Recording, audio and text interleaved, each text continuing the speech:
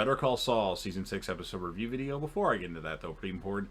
If you weren't caught up to the point where I am, are you watching Better Call Saul, or you're just not entirely sure, then you definitely need to take the initiative and pay attention to the episode's title, which of course I'll mention as well as put in the description for you. If that happens to be the case and you're not caught up, it would be my recommendation that you don't watch this video any further to avoid any potential spoilers. If you're a fan of Better Call Saul, Breaking Bad, or El Camino, a Breaking Bad movie, please smash that like button. It also helps out with the YouTube algorithm. Share the video with whoever you want, or put it on any of your social media platforms. Don't forget to sound off in the comment section about what your thoughts are on this episode, what would you score the episode, and whom would be your character of the episode. And last but certainly not least, you're watching the video anyway, so don't forget to hit that sub button, subscribe to the channel, join the team, show your support, and be a part of something special. This would be Better Call Saul Season 6, Episode 9. The title of this episode is called Fun and Games. And this will be my review, reaction, recap after just finishing watching the episode. Episode starts off with Saul and Francesca at Saul's building, which we know in Breaking Bad.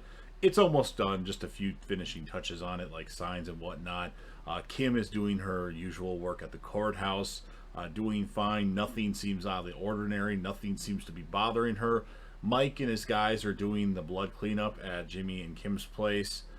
Saul, we see at one point give one of his clients a neck brace, probably saying, make sure you feel really bad pain-wise unless no one else is around.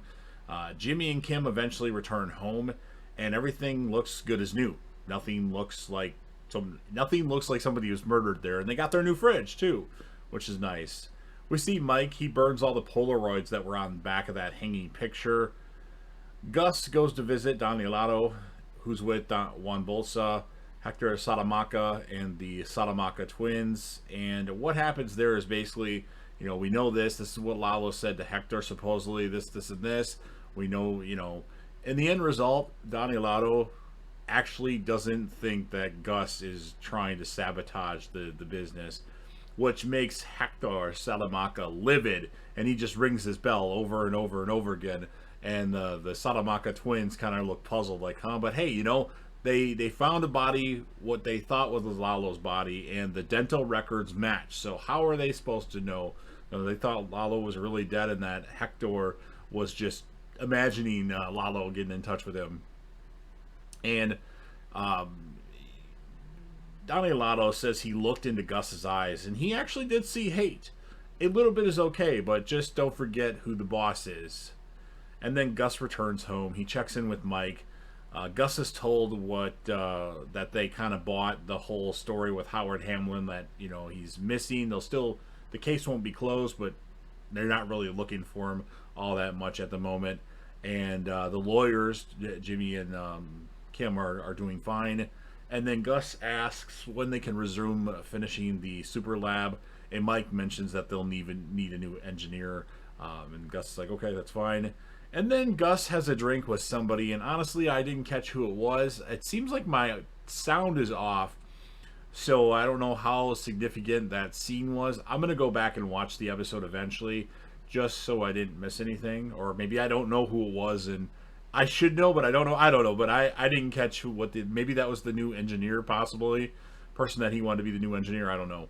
But in any event, Mike, he goes home, and then he pulls out his gun lock thing underneath the floorboards, and he has a picture of, or actually has the license of Nacho's dad in there. So he goes to visit Nacho's dad at the shop. He calls first and to let him know that he's outside and wants to talk, and Mike has to tell Nacho's dad what happened to Nacho. Said it was quick. He said Nacho was mixed in with the wrong people, but he wasn't like them.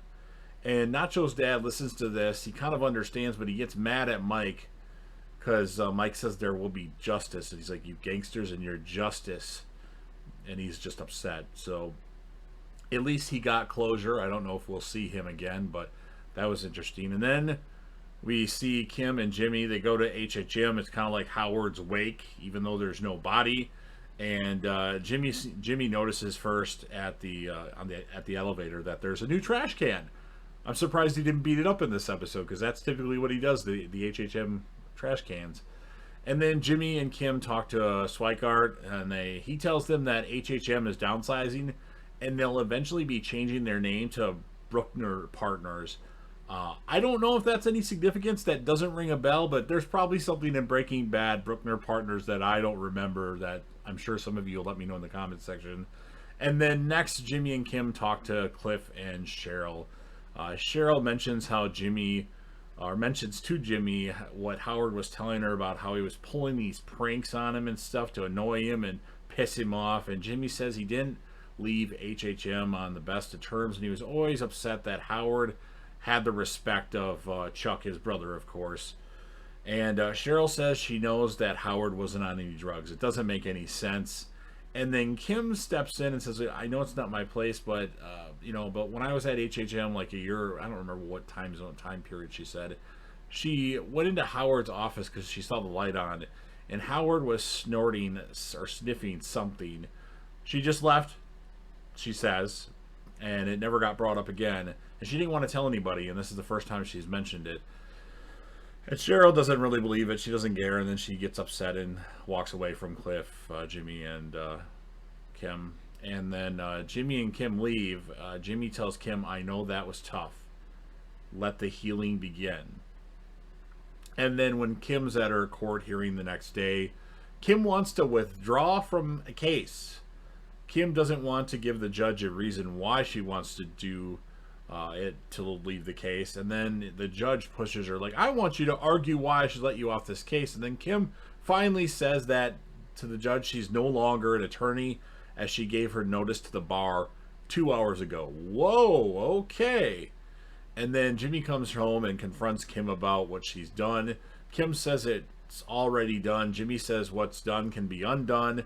And then Kim tells Jimmy they're bad for each other. She says people suffer because of us. Together, we're poison. And then Jimmy blames, he thinks it's because of the Howard death. He's like, that Howard's death was because of Lalo Salamanca. That's what it was from. And then Kim confesses to Jimmy that she was told that Lalo Salamanca was alive. She mentions that Mike told her. And then Kim said she was having too much fun, and that's why she didn't tell Jimmy. And then we have a scene where Jimmy wakes up, but it's actually full Saul Goodman mode. Wakes up in bed next to a random female. I'm thinking she was a hooker, prostitute, call girl, whatever you want to see. And it's full future Saul. He's got his nice place and nice walk-in shower and everything. And he's talking to some guy in his car with his Bluetooth headset. And the radio plays one of his ads, and he's mad that it's in mono.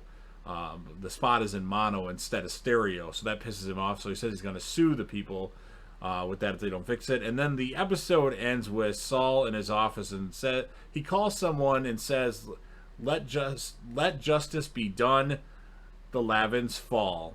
And that's what ends the episode. So this is an episode maybe I need to watch again, because I think there's some things I missed or some things I just don't remember from Breaking Bad in this.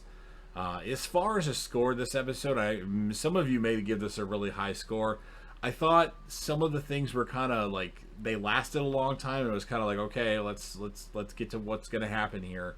I like the stuff with Mike and Nacho's dad. I'll score the episode an 8.5 out of 10.